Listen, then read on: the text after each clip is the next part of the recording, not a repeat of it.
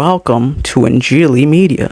क्या आप तसव्वुर कर सकते हैं कि चाइना का तारीख में कभी मसीहियत के साथ डायरेक्टली या इनडायरेक्टली यानी बराह रास्त या बिलवास्ता गहरा ताल्लुक रहा है? ये सारा वाकया क्या है और इसकी तारीखी अहमियत क्या है, आज हम बात करेंगे इस मौजू पर। तो ये बात है 13वीं सदी की, जब इटली के शहर वेनिस से 3 अफराद मार्को पोलो, उनके वालिद साहब यानी निकोलो पोलो और उनके अंकल मैफियो पोलो तजारत की गरज से वेनिस शहर से अपने बहरी जहाज से ये तवील सफर का आगाज करते हैं, जिसका मकसद था कि वो चाइना, उस वक्त इसका नाम चाइना नहीं था बल्कि कैथे था, तो कैथे यानी चाइना की तरफ सफर करते हुए उन्हें जाहिर है उस जमाने में बहुत अरसा लगा। समुद्री सफर यानी कि बहरी जहाजों में अपना सफर तय करते हुए इसके बाद शाहराह रेशम पर से गुजरते हुए 1266 में बिलाखिर कुबलाई खान यानी कि उस वक्त के चाइना कैथे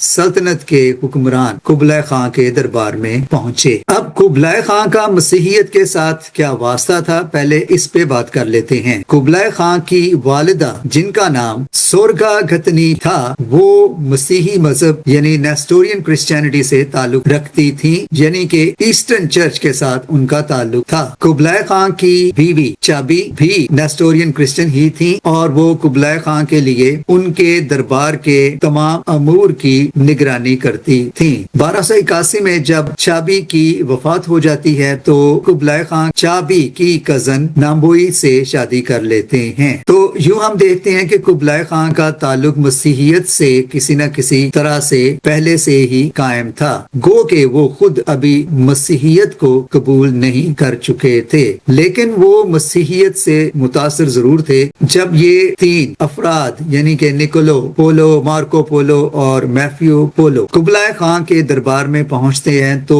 कुबलाई खान इनसे बड़ा मुतासिर होता है। वो मार्को पोलो को तो अपने पास ही रख लेता है और मार्को पोलो तकरीबन 17 साल तक कुबलाई खान के दरबार में उनकी खिदमत करता रहा। मार्को पोलो को कुबलाई खान ने एक एमिसरी यानी कि जैसे हम कह सकते हैं कि फॉरेन मिनिस्टर का ओहदा दे रखा था, जिसकी बिना पर मार्को पोलो कुबलाई खान की हुकूमत के फॉरेन मिनिस्टर के तौर पर मुख्तलिफ ममालिक में जाते और जिन ममालिक का उन्होंने सफर किया उनमें बर्मा यानी म्यांमार, इंडिया, इंडोनेशिया और श्रीलंका शामिल हैं। अब कुबलाई खान गो के खुद अभी मसीहियत को कबूल नहीं कर चुके थे, लेकिन वो वहाँ के मकामी मज़ाहब जिनमें बुत परस्ती शामिल थी और रूहों के साथ बात करना यानी स्पिरिचुअलिज्म वगैरह को मानने वाले जो मकामी शामान थे, शामान यही जो रूहों से बात करते हैं या रूहों से बात करने का दावा करते हैं, उन लोगों के साथ जो मर चुके हैं, तो वो इनके तमाम मजहबी ढोंगों से कह सकते हैं बड़ा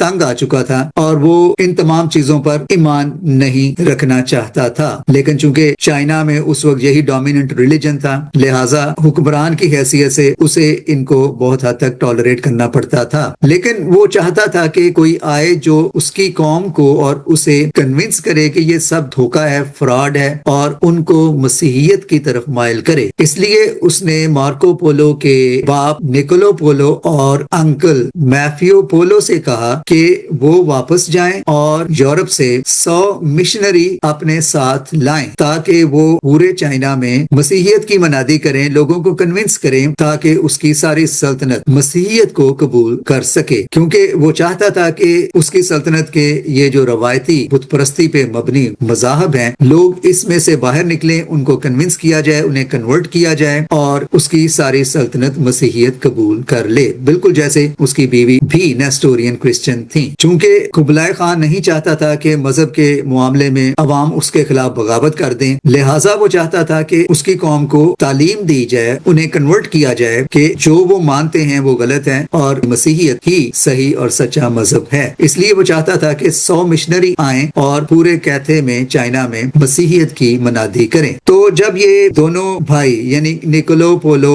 اور میتھیو پولو واپس گئے تو انہوں نے اس وقت کے پوپ یعنی کہ پوپ گریگری the 10th سے درخواست کی کہ وہ ان کے ساتھ 100 مشنری 100 پریسٹ بھیجیں جو چائنا میں جا کر مسیحیت کا پیغام پھیلائیں تاکہ وہاں کا حکمران وہاں کا بادشاہ اور اس کی رعایا مسیحیت قبول کرے. لیکن ہوا یہ کہ پہلے تو 100 مشنری یا 100 مسیحی مبلغ تیار کرنا ہی بڑا مشکل تھا, کوئی راضی ہی نہیں ہو رہا تھا. پھر بالآخر 100 مبلغ راضی تو ہو گئے لیکن بعد میں وہ بھی اس خطرناک سفر پر جانے سے منکر ہو گئے اور بالآخر صرف 2 ہی راضی ہوئے کہ وہ یہ نہایت ہی خطرناک سفر طے کرتے ہوئے اس قدر دور کیتھے کی سرزمین پر جائیں. آخرکار یہ 2 مشنری بھی راستے میں ہی واپس مڑ آئے. اس طرح سے کوئی بھی مسیحی مبلغ یا مشنری وہاں نہ پہنچ پایا. لیکن اس دوران وہاں پہنچا کون؟ تبت سے کچھ بدھ مت کے منک, اور وہ وہاں بدھ مت کا پیغام لے کر چلے گئے. لہٰذا ان کے بدھ مت کی پریچنگ کی وجہ سے قبلائے خاں اور وہاں کے عوام بدھ مت کی طرف مائل ہو گئے. 3 دہائیوں بعد یعنی 1290 میں چند مسیحی مبلغ یا مسیحی منک یا مشنری وہاں پہنچے, لیکن تب تک بہت دیر ہو چکی تھی. قبلائے خاں اب بدھ مت سے متاثر ہو کر بدھ مت کو قبول کر چکا تھا اور اب اس کی رعایا بھی بدھ مت کی طرف ہی مائل ہو چکی تھی. تو مسیحیت کی تاریخ میں اس تمام واقعے کو دا گریٹسٹ مسڈ اپرچونٹی کے نام سے یاد کیا جاتا ہے کہ اگر یہ 100 مشنری کسی نہ کسی طرح سے چائنا پہنچ جاتے تو آج دنیا کی تاریخ اور دنیا کے موجودہ حالات شاید کچھ اور ہی ہوتے. Thanks for watching.